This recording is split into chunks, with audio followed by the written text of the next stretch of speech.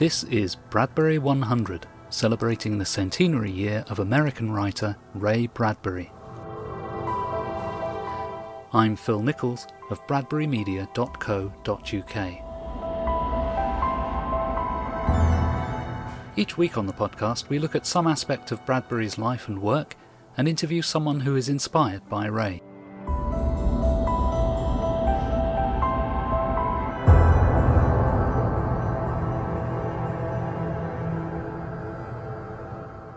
Welcome to another episode of Bradbury 100. It probably hasn't escaped your notice that this episode has appeared on the 31st of October.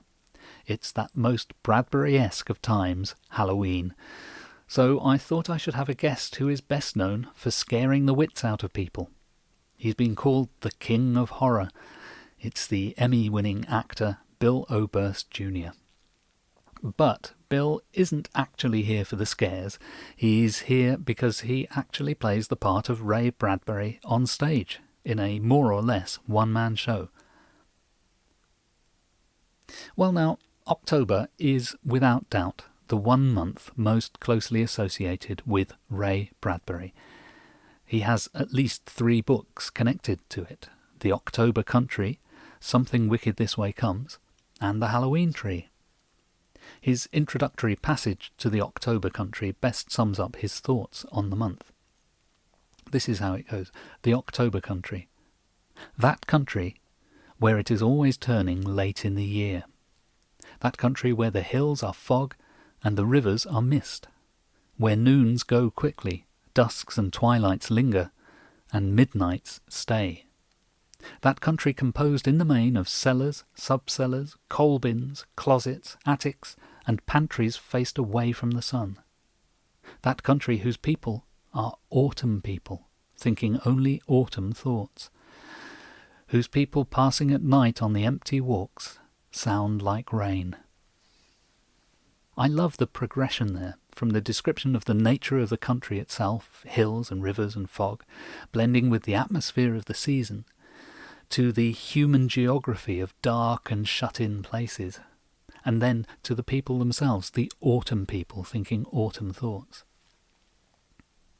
In the opening of Something Wicked This Way Comes, Bradbury takes a different approach, writing his introduction through the sensibility of a 12-year-old mind, and almost like it was written by Mark Twain. This is how Something Wicked begins. First of all, it was October, a rare month for boys. Not that all months aren't rare, but there be good and bad, as the pirates say. Take September, a bad month. School begins. Consider August, a good month. School hasn't begun yet. July, well, July's really fine. There's no chance in the world for school. June, no doubting it, June's best of all, for the school doors spring wide and September's a billion years away. But you take October now. School's been on a month, and you're riding easier in the rains, jogging along. You got time to think of the garbage you'll dump on Old Man Pricket's porch, or the hairy ape costume you'll wear to the YMCA the last night of the month.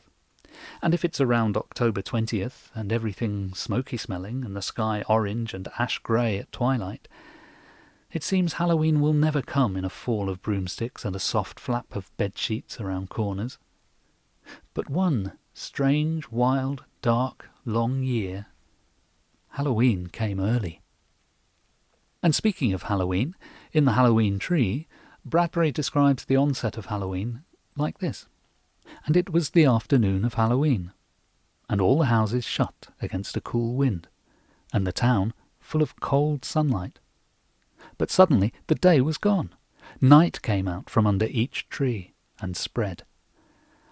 Now I just love that cold sunlight which suddenly goes as darkness falls. And it's in the darkness and the shadows, of course, that we, well, Bradbury's protagonists, find horrors and fears to confront and overcome. Bradbury wrote other stories set in October and around Halloween, of course, and he wrote the occasional essay and reminiscence, including one called Tricks, Treats, Gangway, in which he recalls the Halloween of 1928. That's when he would have been about 8 years old and still living in Waukegan, Illinois. My favourite part of that article is at the end of a busy Halloween night when young Ray says, "Darn, 365 darn days until Halloween again. What if I die waiting?" "Why then," says his brother, "you'll be Halloween. Dead people are Halloween." And so, on that grim note, I wish you the happiest of Halloweens.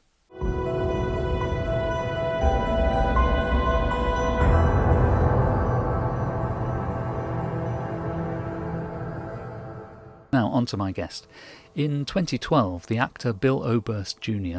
was named King of Horror by the website Erebus Horror.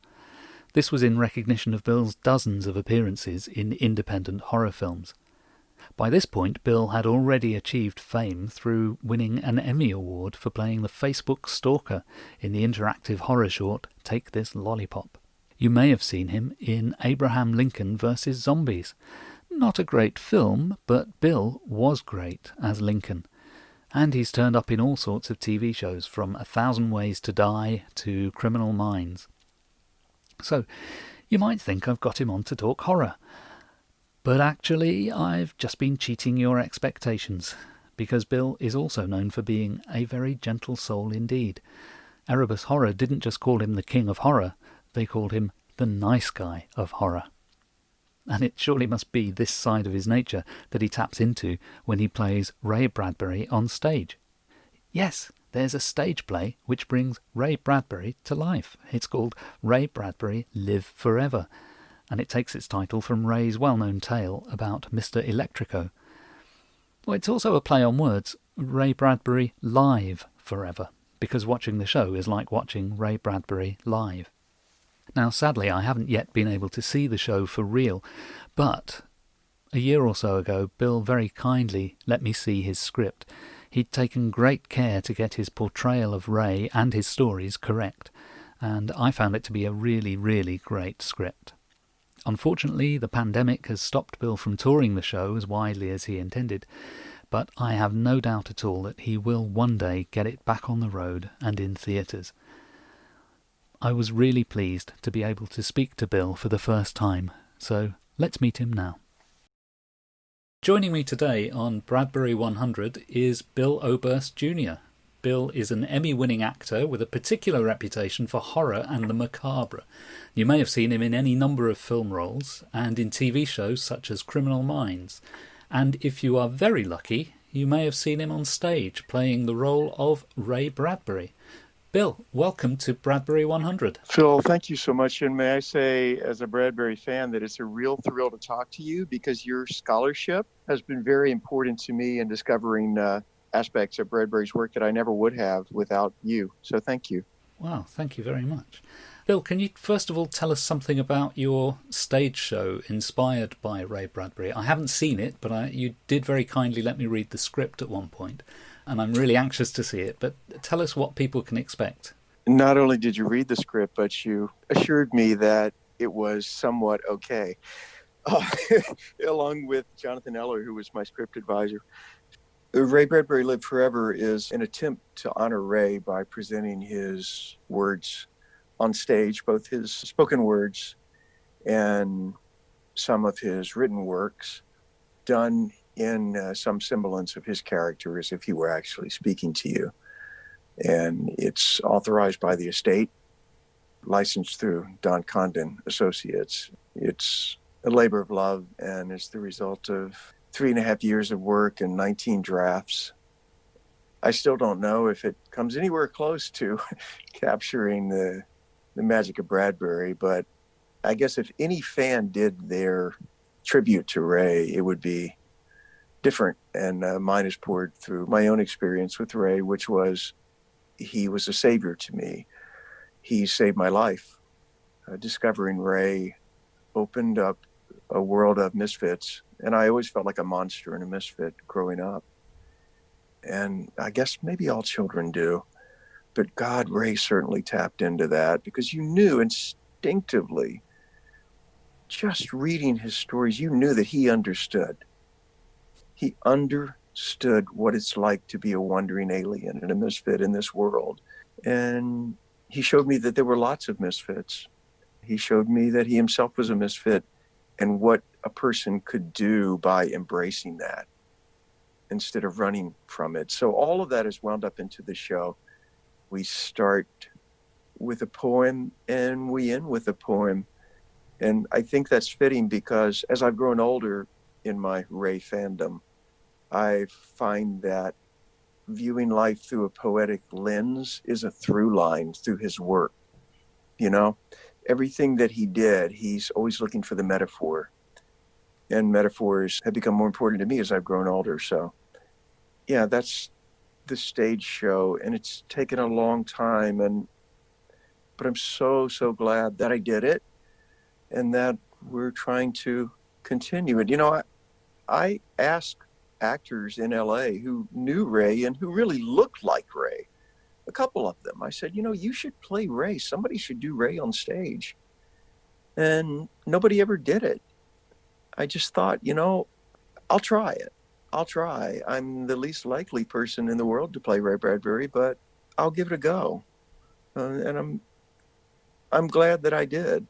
I just try to surrender to his spirit and hope that something of his memory makes people view it kindly and makes them forgive my shortcomings and look toward him. And you mentioned his poetry, and I think you said that the show ends with poetry. Yes. Which poem does it end with, if that's not a spoiler? No, we begin with remembrance and we end with if only we had taller been. Those are the two poems that make me cry. Yeah. Every time I do them. And Phil, there is a composer in Florida. His name is Brian Lee. Wonderful, very Disney inspired, and has had connections with Disney throughout his life. So he did the music for the show. There's a custom soundtrack, and his music for If Only We Had Taller Been is so beautiful. It just elevates and ends the show on this perfect note. Both Brian and I are a fan of the early Epcot Center of the early 80s in Walt Disney World, for which Ray developed the Spaceship Earth attraction, the storyline there. So it feels really, really good to have worked on the project with someone who loves Ray and loves what Ray loved. It makes it all of a piece. That poem, people stand and cheer, and people afterwards come up and cry. And none of us, that's the magic of Ray. You listen to the words and they have a magical effect on you, and you don't always understand. People have come up afterwards and said, I don't remember all of the words you said at the end, but they made me cry. And I think, well, it's beautiful. That's sort of the essence of magic. You might not remember all the parts of the trick, but you damn sure remember the effect of it. Perhaps the other thing to say about the stage show, it's pretty much a one-man show. Would that be an accurate description?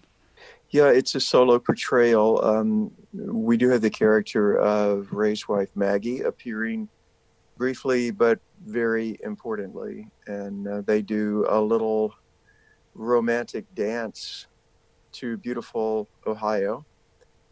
And that leads us into the core of the show and the heart of the show, which is a long selection from Something Wicked. You mentioned Beautiful Ohio is Yes. part of the show. I imagine that's out of copyright now, is it? Yes, well, we used a Glenn Miller version of Beautiful Ohio for them to dance to, because that would have been during Ray and Maggie's courtship and early marriage. That would have been a version that they would have known. Right. I quite like the way that he used Beautiful Ohio as a metaphor, because it's so out of time, in Mars's heaven, when the astronauts hear Beautiful Ohio coming from on Mars. And Ray had the way that he blended this old, quaint, dusty Midwestern sentimentality with this harsh futurism. It's so beautiful. So that moment with Maggie where they dance on stage to Beautiful Ohio is followed immediately by the harshness of another piece. It comes right out of it. Do you think that's part of Ray's magic, is that marriage of something very quaint with something very strange? Oh, definitely, yeah. There's a contrast there, isn't there? And sometimes a jarring effect of those two things. Yeah, absolutely. It is jarring. Mars's Heaven is when I remember as a child, as a young boy, reading when the brother changes into the Martians.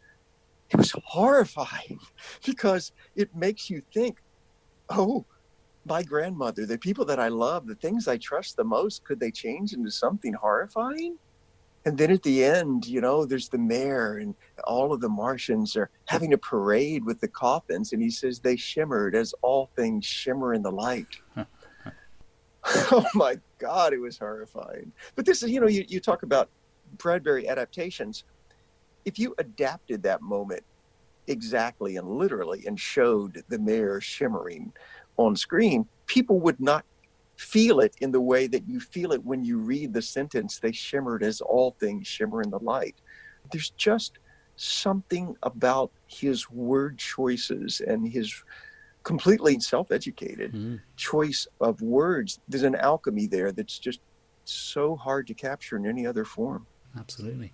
An interesting thing I discovered when I was looking through Bradbury's papers relating to the Ray Bradbury Theatre TV series is that when he did his adaptation of Mars's Heaven, he asked the producers if they could get Beautiful Ohio for the soundtrack. And at first the producers said, well, no, it would be too expensive. We don't have any money left in the budget for doing that. But we can probably get a composer to write something in a similar style. So Ray said, OK, let's go for that then. And then a couple of days later, he wrote to them again. All of his communication in those days was via fax machine. He wrote them a fax saying, look, I've been thinking about it, and it's got to be Beautiful Ohio, and I'll even pay for it myself.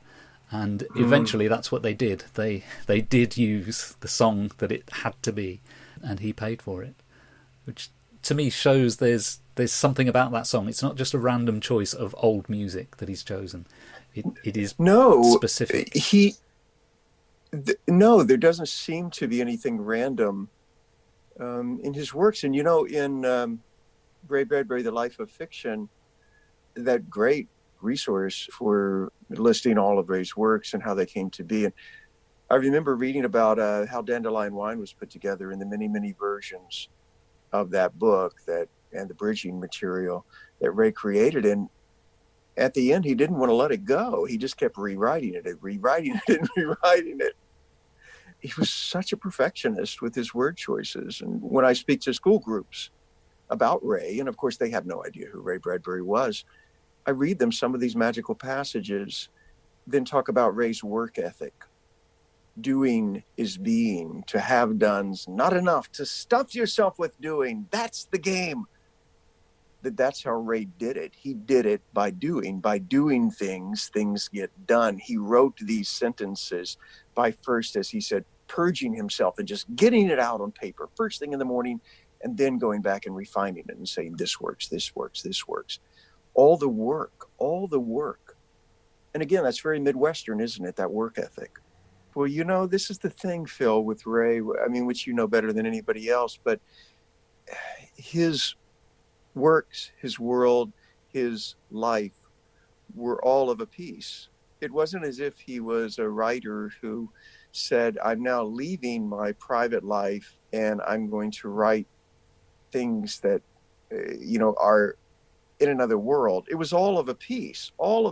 He must have been horribly difficult to live with. He must have been wonderfully rewarding at times, but at times just so extremely difficult because he was so purely himself. And when I researched the show, I hear Ray had stock anecdotes that he would tell over time.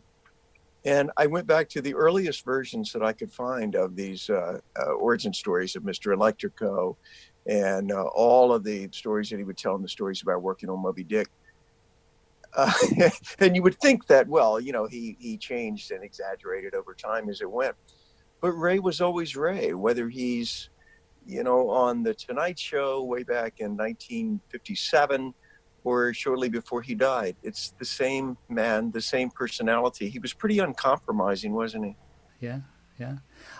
Did you really get to see a recording of The Tonight Show in 1957?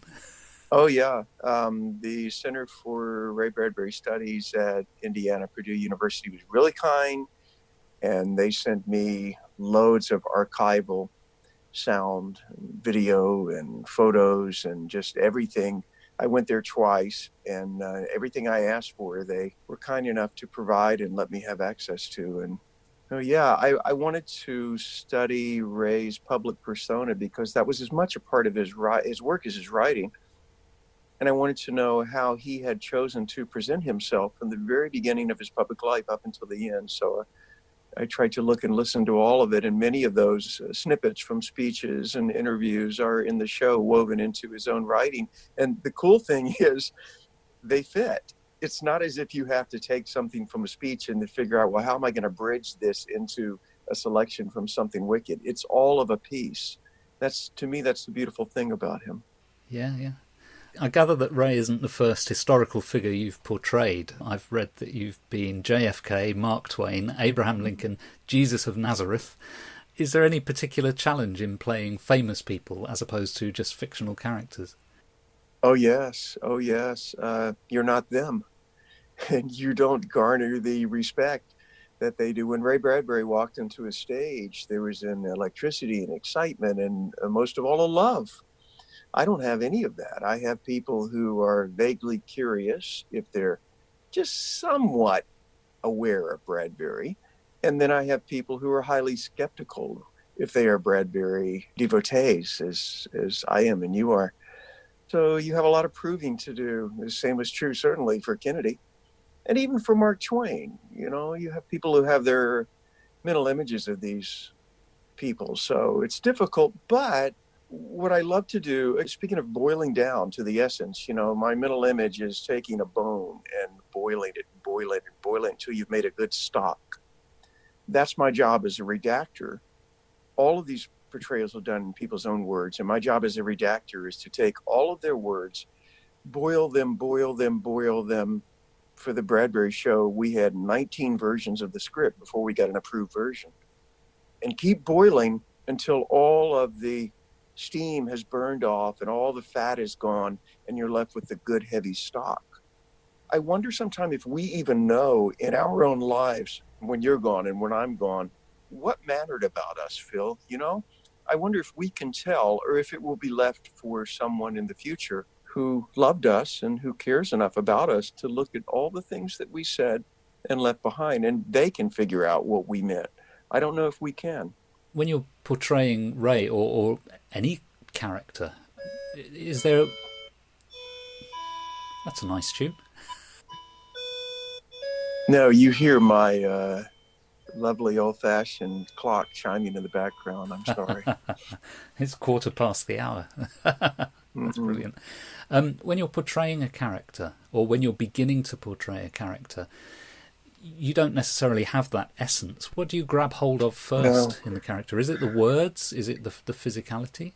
Always the words. Always the words. I am a words person. I encountered Ray solely through words. I never saw him, and it was many years after I began reading him because I grew up in the age before instant access to things, and it was many years before I even saw a tape of him speaking or heard his voice. So always the words. This is certainly true for Jesus of Nazareth. Any indication of what he looked like or sounded like is purely hypothetical. Somewhat true for Twain. True even for a figure like Kennedy, who I experienced mostly through the words. So yes, the words. But then you have this volume of words, this voluminous material, and it always seems incredibly daunting, as if I can't do this. This is not possible. And I'm just grasping. And especially in the case of Ray, I remember talking to John Eller initially and said, John, I love so many pieces, but I can really only have 3 major stories here because my negotiations with the estate limited me in the word count that I can use. And so I need to pick 3 stories. John said, what do you love? And I said, I love all of them. And he said, what do you love the most? What are your favorite children? And that's how we started the process. And John had his favorite children and I had mine. And we met on 2 of them. But both of us had to discard one of our favorite children to come to an agreement about what was going to be in the show. So that's a long way Gosh, all my answers are long, but that's my long answer to your question.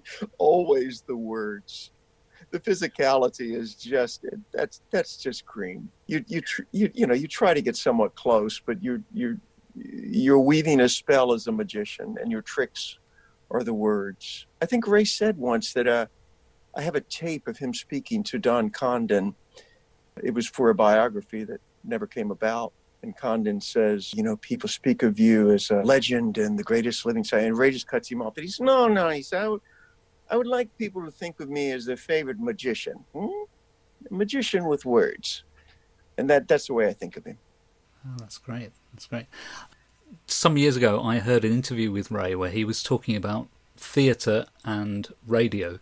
And he said that theatre is a form of radio drama. Because when you're sitting in the audience, you're so far from the stage, you can't really see the faces. Now, this is coming from a man who was very short-sighted, as I am, so I sort of share that idea. But do you? I must say I find that to be true. Also, we started this show with a version of Ray Bradbury Live Forever. I debuted it in Los Angeles for Ray's friends, and I toured it for a while, and it was acceptable, but it just wasn't right. It just wasn't. There was something missing. And then I got into Roe's poetry in a way that I've never gotten into his poetry before. I got a copy of When Elephants in the Dooryard Last Bloomed from Amazon, and I started getting into his poetry. And now the latest version of the show, which I'm really comfortable with, and I performed a couple of times before COVID hit, it opens with Ray simply walking out on stage, and there's a bicycle behind him, and he does a poem to the audience, and there's nothing going on visually. The lights are very low, so really there's nothing but Ray, his voice, the words, and your ears. And the poem is Remembrance, and it weaves the proper spell to begin. And this is the poem where he goes back to Waukegan and climbs a tree that he climbed as a child. Is that the one?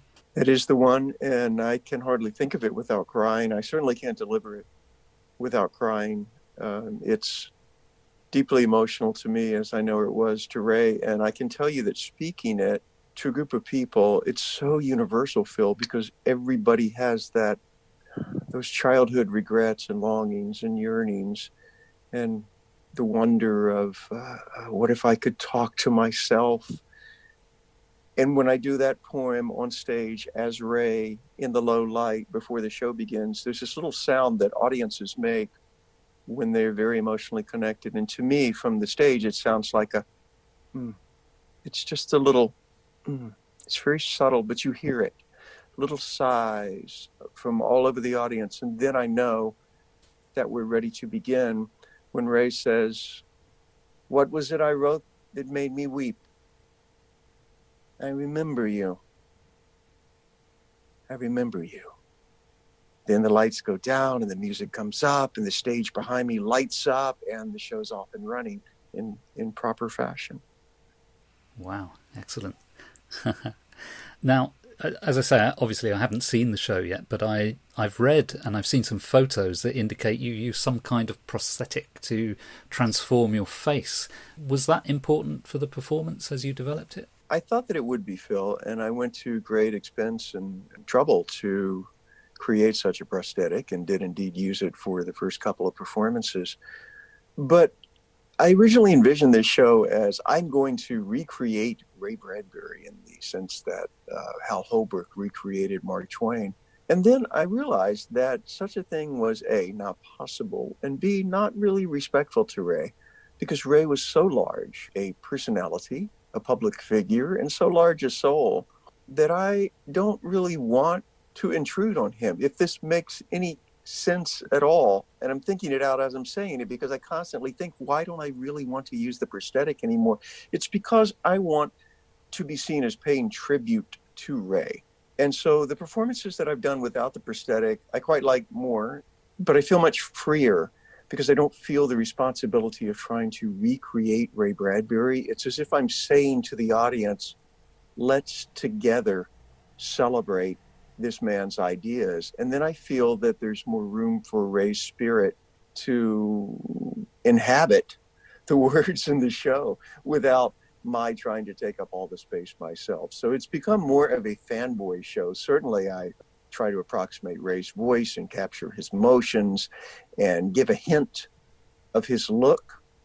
But the audience is in on the joke in a way that they weren't in on the joke with Hal Holbrook as Mark Twain, which was billed as an amazing recreation. Yeah, the show that I'm doing is a celebration of Ray through his ideas. And of course you wrote the show as well as performing in it. Did you use any particular factual books or biographies in constructing Ray?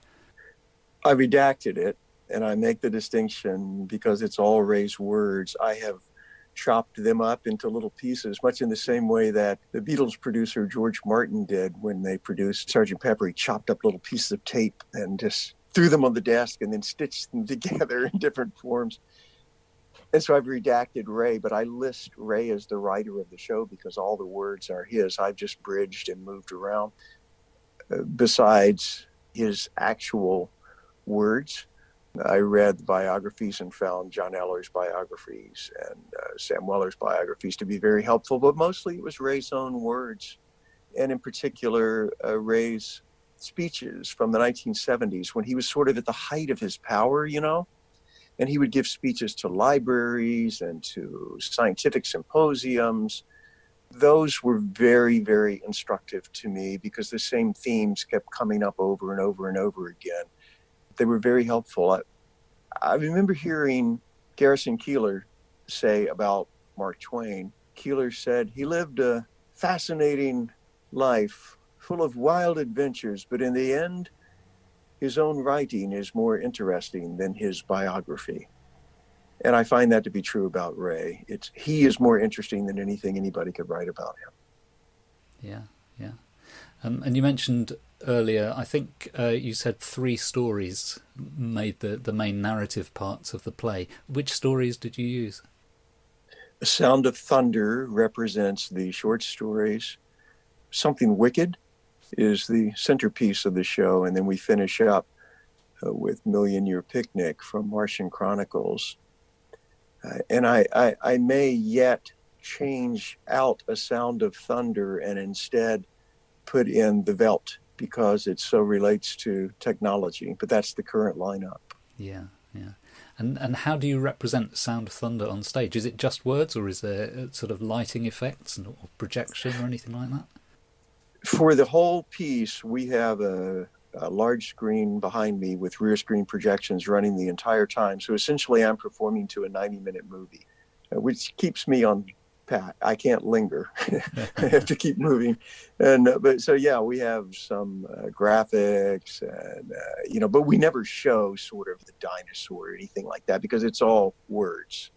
A lot of it is Ray jumping around the stage using a chair to represent the dinosaur and looking up as if he sees the dinosaur and all that sort of thing. But then again, I heard these Don Condon interviews with Ray, which were amazing because they're done in his home and Ray's very relaxed. But Ray's talking about a theater company that was doing the Irish piece in which the driver gives up alcohol and he becomes a very frightening driver. Ray talked about a theater company that was doing a production of that, and he was watching them.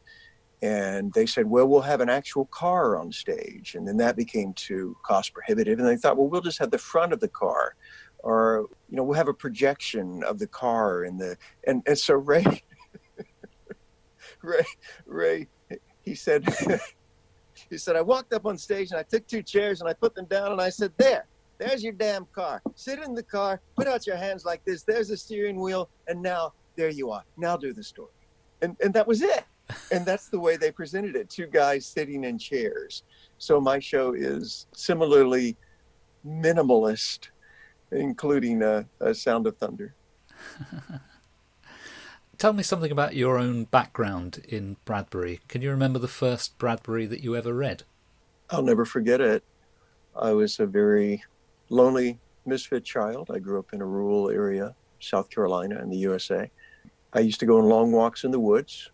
I was always a reader, but I'd never heard of Bradbury because, all we had back then, we had Famous Monsters magazine. We had paperback racks at the bookstore. My world was pretty small. And I was walking through the woods one day, and this thing glittered in the sun. It caught the sun, and I looked down, and it was the golden cover of S's for Space.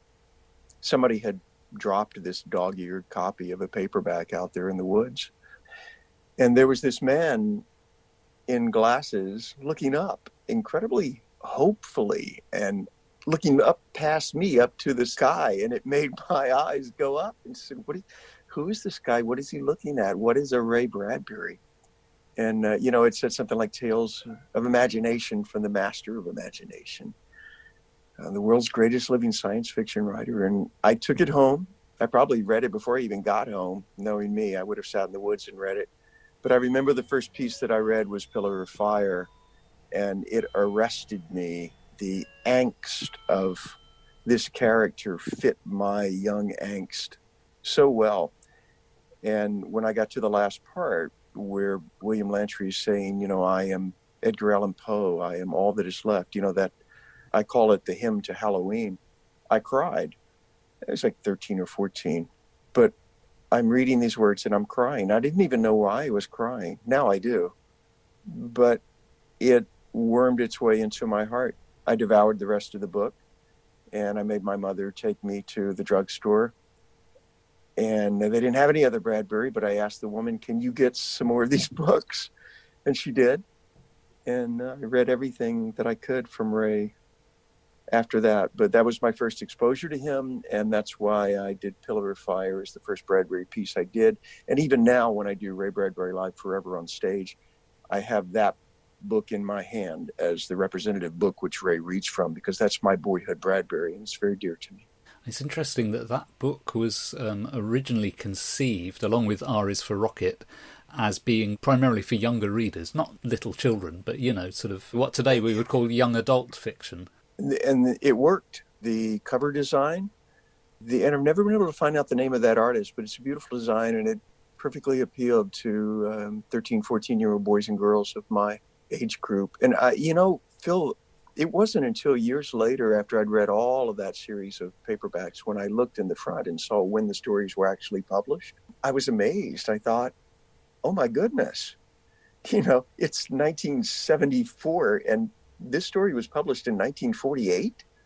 I had no idea that they were collections of older stories, because Ray seems so contemporary. Yeah, absolutely. Clearly, Pillar of Fire still means a lot to you today, but if you could only have one Bradbury item in your life, if you were only allowed to have one, what would you choose now? I think of the stories of Ray Bradbury, the book with the red cover, but I think I have to go with Something Wicked, because it speaks so to my soul. It deals with death, which is my favorite part of Ray. I love the way he faced head on the fact that we're not going to be here forever. I love that Mr. Dark offers us what we most secretly want, and if he catches us at the right time, we just might take it. I love everything about Something Wicked, and I think I would have to have it, because it's sort of a parable, and if I were marooned on the island the rest of my life, I could slowly read that book over and over again and find something new in it each time. Yeah.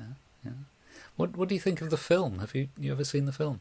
I have, and it's fine, but it's something completely different.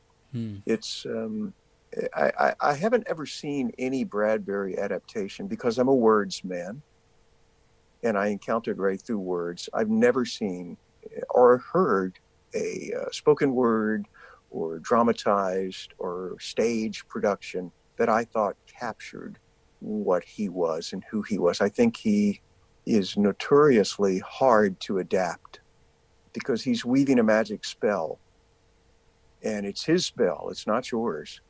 I'm speaking as if, you were a film producer or a writer or a screenplay, or I'm going to adapt a Ray Bradbury story. I know from doing the show that it's hellishly hard to adapt his works to any other medium. So I know he did his own plays, and I compare the stage version of Pillar of Fire to the book and the novella, and the novella is far superior in my mind, because it's the purest exploration of the form. I guess what I'm trying to say is, yes, I've seen all the films and the adaptations of Ray's work, but I don't think that any of them are as beautiful and as powerful as the works themselves. What do you think? I mean, because this has been your area of study. What's your opinion?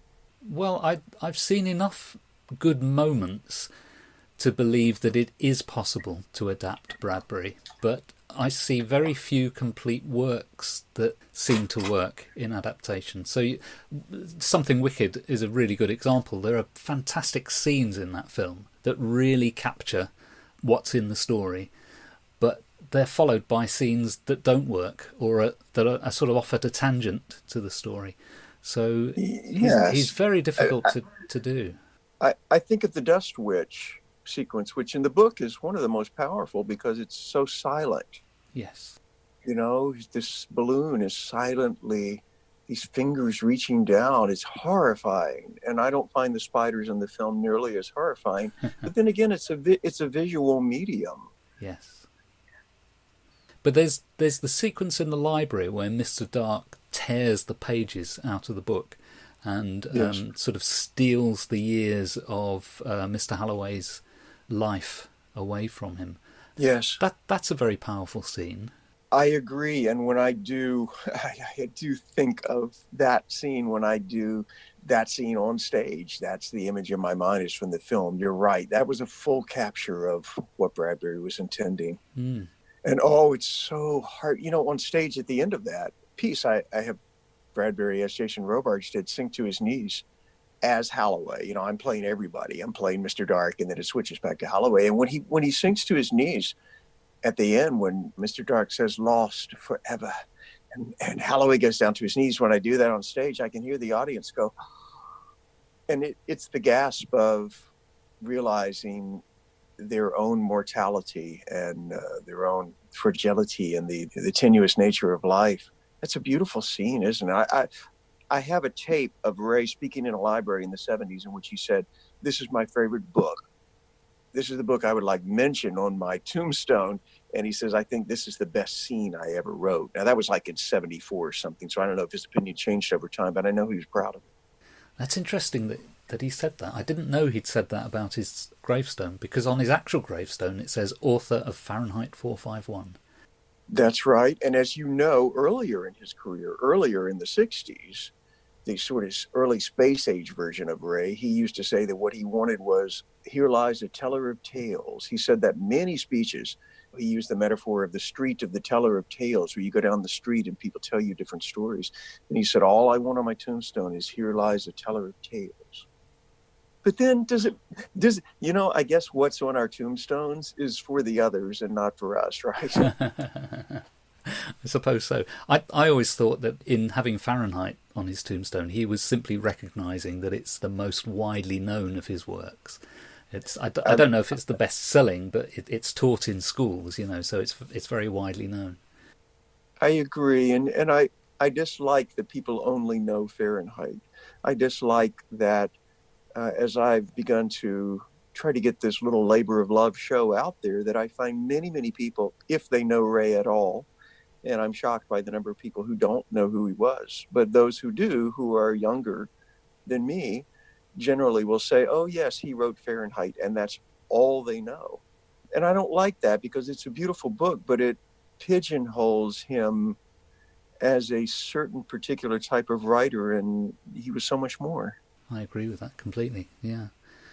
Now, as well as your stage work, your film work, TV work, you do voice acting. You're on the wonderful Gothic Goodnight podcast, which is a fantastic lesson in the power of voice. Is voice acting something that you particularly enjoy doing?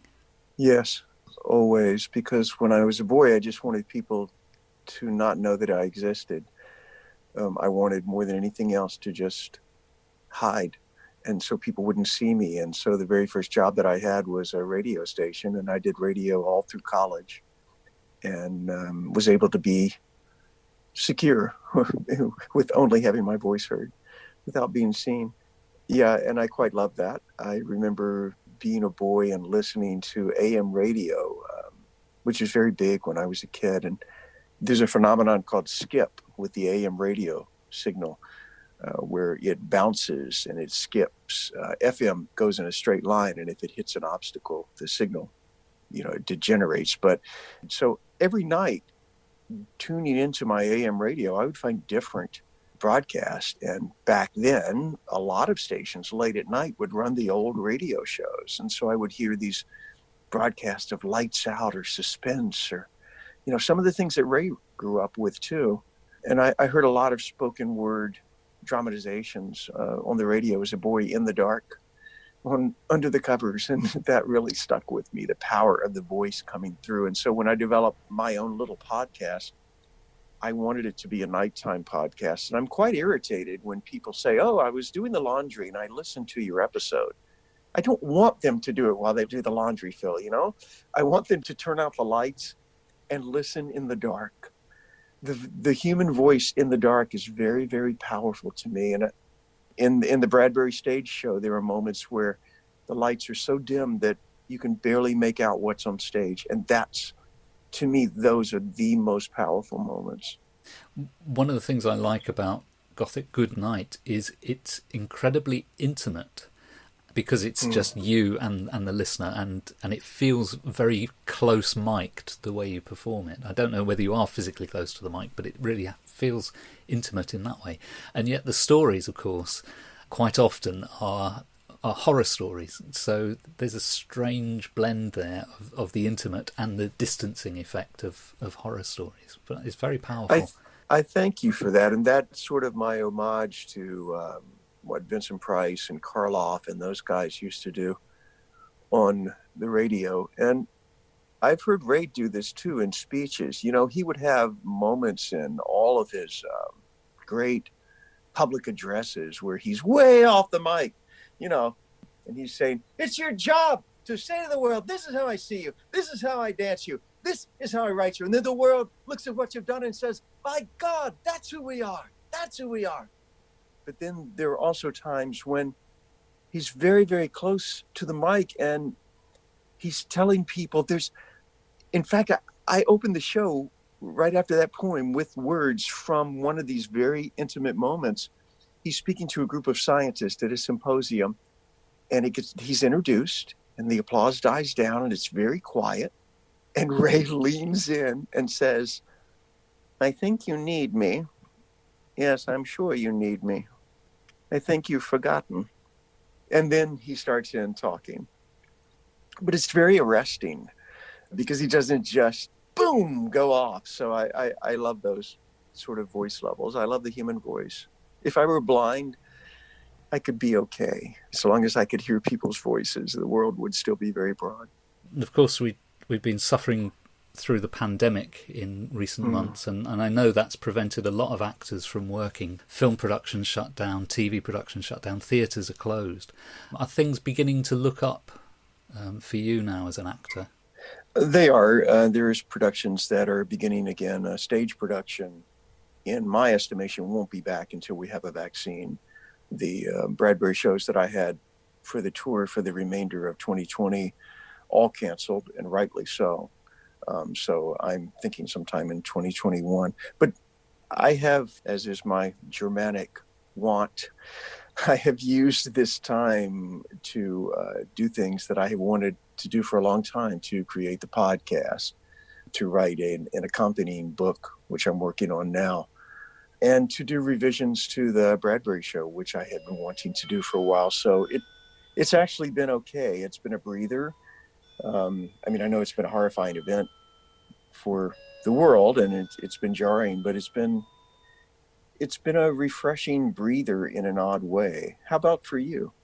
Yeah, I agree with that last sentiment. There is something refreshing about putting everyday life on hold and having a bit of time to think about things. But if it goes on forever, it becomes a bit irritating. Agreed. Finally, Bill, if listeners would like to find out more about your work, where would be a good place for them to look? Well, if anyone is interested in communicating with me online, if you just Google my name, Bill Oberst Jr., you'll get a website and Twitter and Facebook and all of those things. The Bradbury Show itself is at Ray Bradbury liveforever.com. And we're on hiatus now, but we're actively booking shows for next year. I like to hear from people, and if people have any thoughts on, particularly on Ray, favorite works of his, or I like to talk ideas, particularly the ideas of Bradbury. I answer all my mail, and I enjoy hearing from people. That's great. Thank you, Bill, for joining me today. No, thank you, Phil.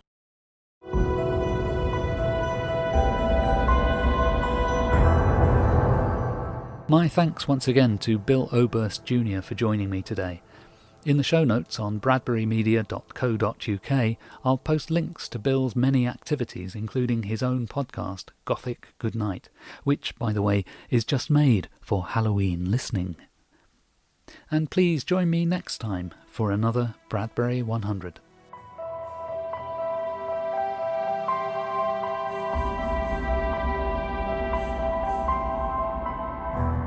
Bradbury 100 is presented and produced by Phil Nichols, in collaboration with the Centre for Ray Bradbury Studies. Music is provided by Purple Planet at purpleplanet.com. Please subscribe to the podcast using your podcast app.